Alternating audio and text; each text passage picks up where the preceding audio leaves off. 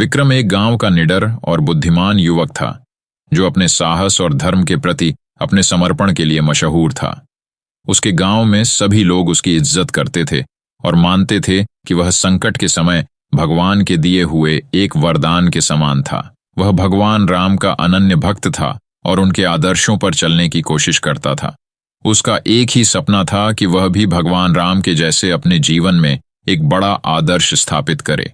एक अजीब सपना। एक रात विक्रम को एक सपना आया। उसने देखा कि वह किसी अज्ञात जंगल में है, जहां चारों ओर सन्नाटा पसरा हुआ है। दूर एक मंद रोशनी दिखाई दे रही थी और जैसे जैसे वह उस रोशनी के पास गया, उसने देखा कि एक विशाल मंदिर खड़ा था। उस मंदिर के भीतर भगवान राम की एक सुंदर प्रतिमा थी, लेकिन उस प्रतिमा के चारों ओर कांटों की एक दीवार सी खड़ी थी, जो किसी को भी अंदर जाने से रोक रही थी। तभी विक्रम ने देखा कि एक वृद्ध साधु उसके पास आकर कहता है, विक्रम, यह भगवान राम की मूर्ति नहीं, बल्कि उनके शक्ति का प्रतीक है। इसे मुक्त करने का दायित्व तुम्हारे कंधों पर है। तुम यदि इस यात्रा में सफल हो गए तो तुम्हारा नाम सदियों तक अमर रहेगा, परंतु ध्यान रहे, यह यात्रा सरल नहीं होगी। साधु के यह कहते ही विक्रम की आंख खुल गई और वह पसीने से लथपथ था। उसे समझ नहीं आ रहा था कि यह सपना था या भगवान का कोई संकेत, लेकिन उसके मन में एक रहस्यमयी उत्सुकता और जोश था। उसने इस सपने को एक ईश्वरीय संकेत माना और संकल्प लिया कि वह उस मंदिर को खोजेगा। अज्ञात यात्रा की शुरुआत विक्रम ने अगले ही दिन अपना सफर शुरू किया। उसने गांव में किसी को नहीं बताया, क्योंकि वह नहीं चाहता था कि लोग उसे पागल समझें। वह बस एक दिशा में चलने लगा जो उसे सही लग रही थी। कई दिन और रातों तक वह चलता रहा। रास्ते में उसे घने जंगलों, पर्वतों और नदियों का सामना करना पड़ा, लेकिन उसकी हिम्मत नहीं टूटी। हर मुश्किल में उसे भगवान राम का आशीर्वाद महसूस होता। एक दिन चलते चलते वह एक बड़े जंगल के किनारे पहुंचा, जहां का माहौल थोड़ा अजीब था। वहां के पेड़ सूखे हुए थे और हवा में एक अजीब सी गंध थी। विक्रम ने सोचा कि यह जगह शायद उस मंदिर की ओर ले जाती होगी जो उसने सपने में देखा था। जंगल का रहस्य। जंगल में कदम रखते ही विक्रम को एक अजीब सी आवाज सुनाई दी। उसने इधर उधर देखा, लेकिन वहां कोई नहीं था। तभी अचानक एक पुरानी आवाज में एक हंसी गूंजी और एक बुजुर्ग आदमी उसकी आंखों के सामने प्रकट हुआ। वह बूढ़ा आदमी विक्रम को घूरते हुए बोला, तुम कौन हो और यहां क्यों आए हो? विक्रम ने अपनी पूरी यात्रा और अपने सपने के बारे में उस बूढ़े आदमी को बताया। बूढ़ा आदमी थोड़ी देर चुप रहा और फिर गंभीर होकर बोला, यह जंगल साधारण नहीं है। यह एक अभिशप्त जंगल है, जहां जिसने भी प्रवेश किया वह वापस नहीं लौटा।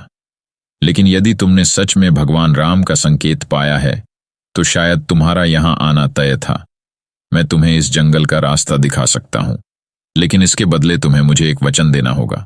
विक्रम ने तुरंत सहमति दे दी, क्योंकि उसके मन में मंदिर तक पहुंचने का दृढ़ निश्चय था। बूढ़ा आदमी उसे रास्ता दिखाने लगा, लेकिन जैसे ही वे जंगल में आगे बढ़े, उन्हें कई अजीब और खतरनाक चीजों का सामना करना पड़ा। कभी जंगली जानवरों का हमला, तो कभी जालों में उलझने का खतरा। बूढ़े आदमी ने विक्रम को एक सलाह दी, इस जंगल में तुम्हें अपनी शक्ति नहीं, बल्कि अपनी बुद्धि का प्रयोग करना होगा। यह जंगल बुद्धिमानों का इम्तिहान लेता है। अदृश्य दीवार और रहस्यमयी पहेली। लगभग आधा जंगल पार करने के बाद वे एक अदृश्य दीवार के सामने पहुंचे। बूढ़े आदमी ने विक्रम को बताया कि यह दीवार साधारण आंखों से दिखाई नहीं देती और इसे पार करना असंभव है, जब तक कि दीवार की पहेली का उत्तर न मिले। दीवार पर एक शिलालेख उभरा हुआ था, जिसमें लिखा था, 7 रंगों का हूं मैं, लेकिन मुझे देख नहीं सकते, केवल महसूस कर सकते हैं। बताओ, मैं कौन हूं? विक्रम ने थोड़ी देर सोचने के बाद उत्तर दिया, इंद्रधनुष।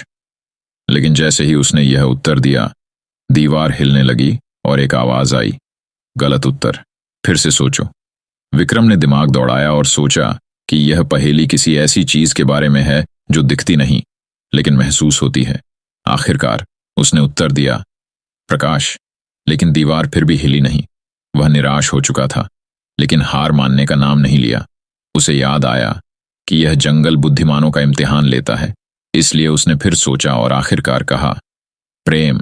दीवार अदृश्य हो गई और वह आगे बढ़ सका। बूढ़े आदमी ने उसे सराहा और कहा, सच्चे प्रेम में ही असली शक्ति होती है। मंदिर का रहस्य और राक्षसी चुनौती। आखिरकार विक्रम और वह बूढ़ा आदमी उस जगह पहुंचे जहां वह मंदिर खड़ा था। लेकिन मंदिर के बाहर एक राक्षस खड़ा था जो किसी को भी मंदिर के पास नहीं आने देता था। बूढ़े आदमी ने विक्रम को चेतावनी दी कि इस राक्षस से भिड़ना आसान नहीं होगा।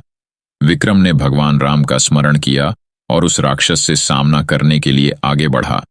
राक्षस ने विक्रम को देखते ही धमकाया, यह मंदिर मेरा है, इसे कोई नहीं ले सकता। अगर तुमने इसे छूने की कोशिश भी की तो तुम्हारा अंत निश्चित है। विक्रम ने हिम्मत जुटाई और कहा, यह मंदिर भगवान राम का है और इसे बंधन से मुक्त करने का अधिकार मुझे है। राक्षस ने क्रोधित होकर उस पर हमला किया। दोनों के बीच एक घमासान युद्ध हुआ। विक्रम ने अपनी ताकत और बुद्धि से राक्षस के हमले का जवाब दिया। आखिरकार उसने राक्षस को हरा दिया और मंदिर के द्वार तक पहुंचने में सफल हुआ। मंदिर के भीतर की आखिरी परीक्षा। जैसे ही विक्रम मंदिर में प्रवेश करने लगा, उसने देखा कि वहां एक और रहस्यमयी दरवाजा है जिस पर लिखा था, जो सच्चे हृदय से भगवान राम को अपना मानता है वही इस दरवाजे को पार कर सकता है। विक